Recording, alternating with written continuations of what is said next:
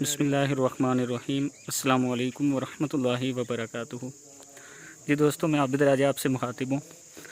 अल्हम्दुलिल्लाह आप दोस्तों के तावन की वजह से हमने एक मस्जिद तामीर की थी।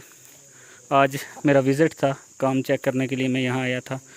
तो आप देख सकते हैं इस वीडियो में मस्जिद माशाल्लाह बहुत प्यारी बनाई गई है और अल्हम्दुलिल्लाह यहाँ पे बाजमात नमाज भी शुरू हो चुकी है।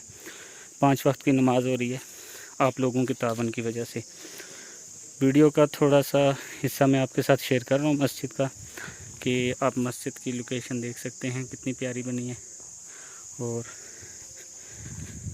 आप दोस्तों से गुजारिश है कि इस मस्जिद के थोड़े से काम बकाएँ, जैसे सफ़े वगैरह तो मैं करवा दूँगा, बाकी जो बीच में थोड़ा बहुत काम है टाइल्स वगैरह लगवाने का, उसमें तावन की आप दोस्तों से अपील की जाती है। थोड़ा बहुत तावन है, इतना नहीं, तकरीबन 50,000 का काम है ये इस मस्जिद का जो अब रह गया है। तो आप दोस्त तावन करेंगे तो इंशाअल्लाह ये मस्जिद तामीर हो जाएगी। ये मस्जिद देख सकते हैं आप।